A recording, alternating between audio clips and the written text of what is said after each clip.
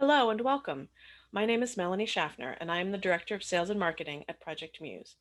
Thank you for joining us for this pre-recorded version of our first ever lightning speed virtual user group meeting for ACRL. For those of you who've attended our in-person meetings previously, you know that we try to bring you all the most important updates about what is happening at Muse, and today we'll be doing that as efficiently as possible in this short presentation. If you attended the live presentation, we do cover a bit more material here, so please keep watching. First, though, if you are not familiar with us, you may be asking, what is Project Muse? In a nutshell, we are an online platform for research content in the humanities and social sciences, currently home to some 700 scholarly journals and over 70,000 academic books, published by more than 250 distinguished university presses, scholarly societies, and related not-for-profit publishers. One of the most important features of Muse is that all of our content is digital rights management free, with unlimited use and no restrictions on simultaneous usage, downloading, or printing. Our platform is responsive and mobile friendly, and ensuring the accessibility of our materials is one of our core values. The Muse platform offers both great breadth and depth of content across a wide variety of core humanities and social science disciplines, as well as a great deal of cutting-edge interdisciplinary scholarship. Among our strongest areas of coverage are literature, history, global cultural studies, politics and policy studies, visual and performing arts, writing and rhetoric, education, gender studies, area studies, and many more. Before we go too far, though, I want to acknowledge a milestone that we're celebrating right now, which is our 25th anniversary. We had planned a series of celebrations at conferences and here at home in Baltimore, but the pandemic had other plans for us. Nonetheless, we've enjoyed looking back at the first 25 years, and you can see a timeline of developments with Muse, along with recollections from some of the publishers, librarians, funders, current and former staff, and others who've been involved in our work at a special anniversary website, muse.jhu.edu/25. We could never have accomplished all we have without the enduring support of our library customers, and want to express our deep appreciation for helping us to reach this milestone. Now let's move on to what's new at Muse, as I promised earlier. I'm going to cover a couple of topics very briefly, and then we'll dive a little deeper into some exciting developments with our journal and book products. I'll quickly mention that nearly everything I'm going to talk about today is also covered in our What's New brochure that is available for download in our virtual booth, should you want to refer back or seek additional details. First, I'd like to highlight some resources that can be very useful for faculty members or anyone helping to locate electronic materials for instruction and class use. Books and journals on Muse are ideal for course use because there are no limits on simultaneous use and no restrictions on downloading or printing. Links to articles and books are stable and permanent and can be used with confidence in learning management systems and online syllabi. Instructor resources on Muse are easily located through the For Instructors link on our homepage. Here, we have created several quick references to help identify potential course use materials in a variety of core, timely, and topical subjects, including diversity and equality, social justice, and LGBTQ+ issues. For those who are adapting to teaching in online and hybrid environments, we have gathered a reading list of relevant materials in Muse, offering evidence-based research on online teaching, distance learning, and many other topics in higher education and technology. Many of these resources are available either free or open access. Also useful for instruction is our new series entitled Muse in Focus. These compilations of curated resources, comprising content from across the Muse corpus, are designed to contribute interdisciplinary, scholarly context to current events and issues. Each Muse in Focus selection is carefully assembled by Muse's content development team in collaboration with publishers, editors, and top scholars to provide an interdisciplinary survey of scholarship for researchers, instructors, and general readers alike. There are currently 5 Muse in Focus compilations available on topics including gun violence, structural racism, and the history of voting rights for women. When a new Muse in Focus selection is announced, most content included will be made freely available for a limited time to reach interested readers beyond those with institutional access. The series includes downloadable bibliographies in multiple formats to enable easy citation, inclusion in syllabi, and integration into other bibliographies or reading lists. While Muse is not a publisher, we want to be able to support the nonprofit publishers with whom we work in providing access to their content via whatever business models they find desirable.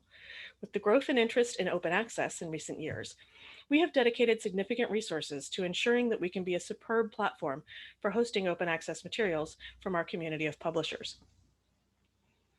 We also want libraries to know that they can trust any open access content they find on Muse. We still partner only with nonprofit scholarly publishers with rigorous editorial review processes in place. So you can be sure that any open access materials you find on Muse have been vetted to the same standards as any gated content. We currently have several thousand open access books on Muse. To browse all open access content on Muse, you can start at our open access informational page and use this link to access the full list. Also available on this informational page are free MARC records and KBART files for open access materials on Muse. OA content is included in a user's search results alongside any books and journals that they have access to through their library's entitlements. We also share metadata for our OA content with the major discovery services so that you can make these materials easily visible to your users.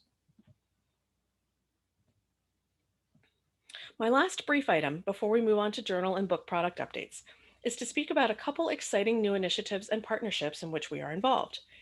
Project Muse is thrilled to be chosen as the platform host for the Central European University Press's Opening the Future initiative. CEUP is transitioning to an open access monograph program through this initiative.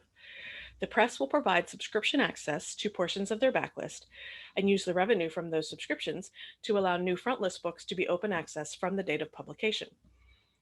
Muse will host the 4-book subscription packages being offered by CEUP, each including 50 thoughtfully selected titles from their highly regarded backlist. Depending upon membership support, up to 25 new books will be published open access each year of the program, and Muse will host these OA titles as well. Please visit openingthefuture.net for more information about this exciting new initiative. Also, we have recently launched a multimodal digital essay from the University of Virginia Press's Born Digital Open Access Scholarly Monograph, Furnace and Fugue, a digital edition of Michael Meyer's Atalanta Fugens 1618 with scholarly commentary. The Muse version of the essay mirrors the content from the Born Digital Products primary site and is intended to provide an additional pathway to discovery, as well as spotlight the Muse platform's ability to host robust and innovative digital humanities works. We completed this dynamic content pilot on Muse in collaboration with the UVA Press and with the Brown University Library's Center for Digital Scholarship, which developed the Furnace and Fugue multimodal scholarly monograph. Muse is hosting one of 8 essays included in the complete work, and our version of the essay offers a rich user experience consistent with the original edition.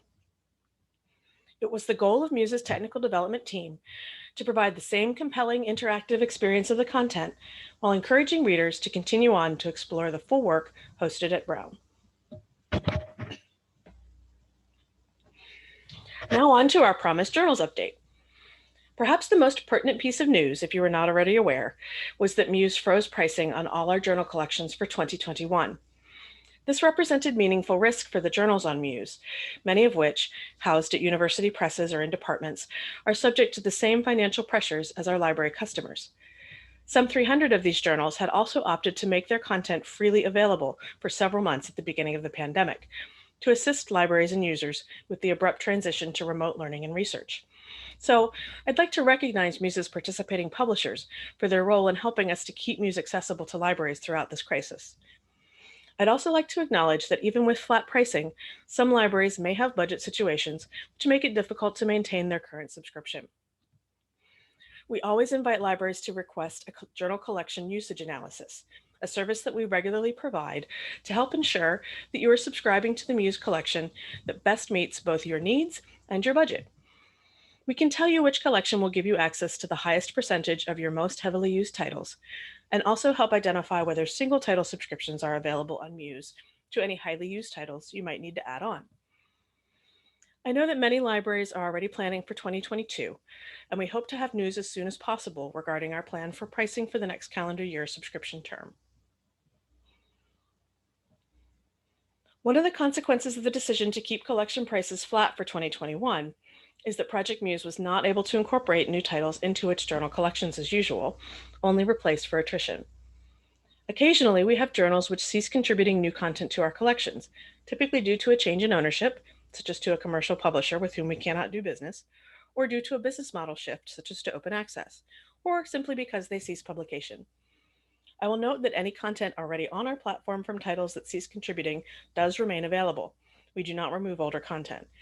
Because we had a few of these changes for 2021, we were able to add some new journals to our largest collection, the Premium Collection, and these are listed here.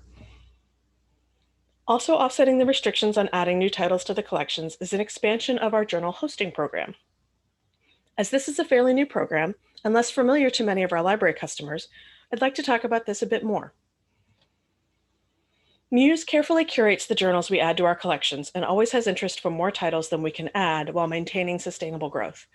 We also have interest from titles who would like to benefit from the many services and visibility provided by being on the Muse platform, but for whom our subscription collection business model is not a good fit.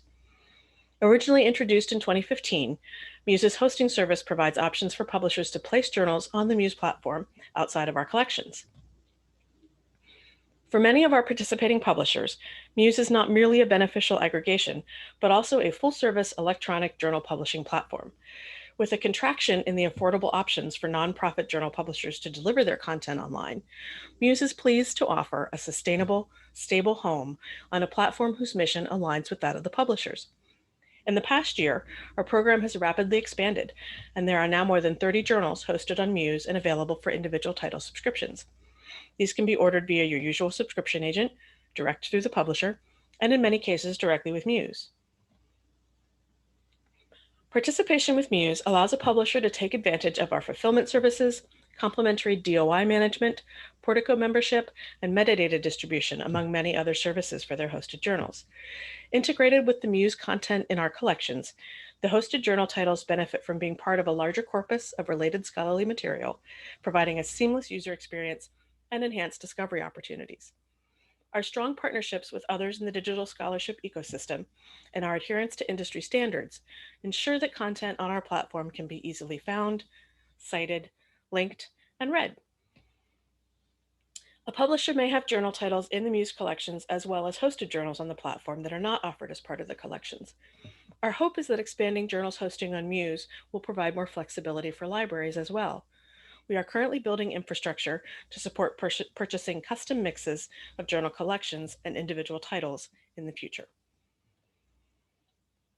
A further advantage of the expanded journals hosting program is the ability for Muse to provide a home for more fully open access journal titles. We currently host 5 fully open access journals, with at least 2 more scheduled to launch soon, and anticipate supporting many more in the future. We've experienced a great deal of interest since announcing the expansion of the hosting option, especially as another nonprofit platform is in the process of ending their current journal content hosting program. Please watch for periodic announcements as additional titles are confirmed to migrate to or launch on Muse. If you'd like a roundup of all new titles in the Muse platform currently confirmed for 2021 and beyond, please look for the new journals download in our virtual booth. This list makes it easy to see whether a journal is available in collections, for single title subscriptions, or both, or if it is open access.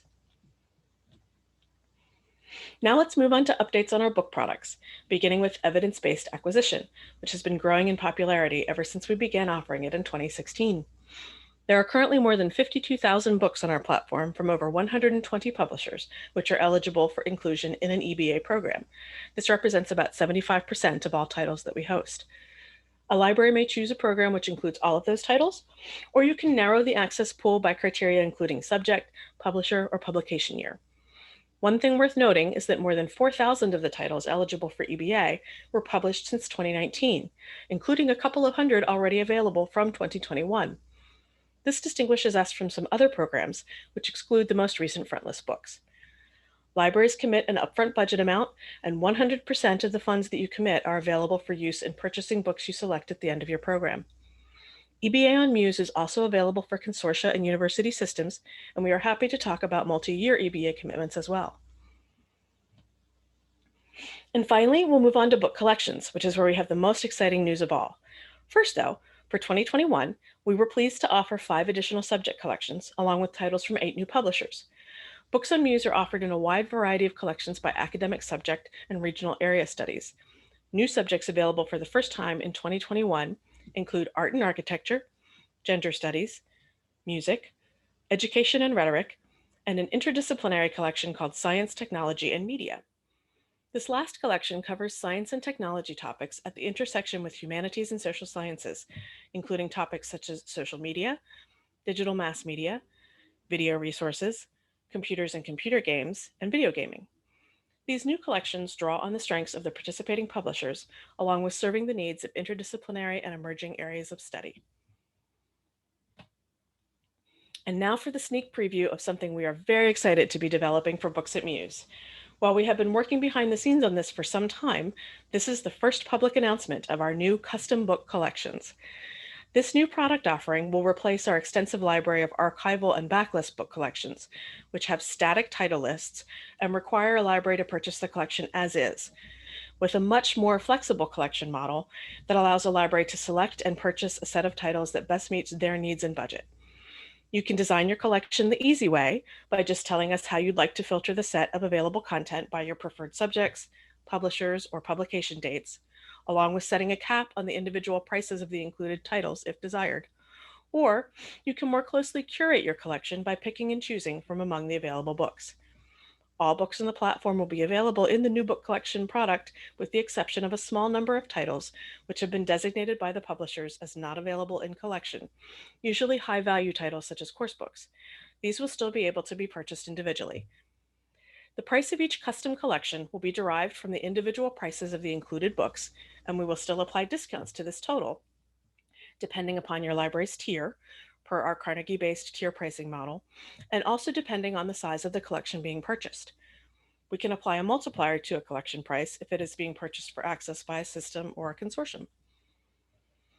Among the advantages of this new program, aside from its exponentially greater flexibility for libraries, is that publishers will be compensated for the sale of their titles in Muse book collections based on the prices they set for their books, rather than an average price across all titles, as was the case in our old collection model.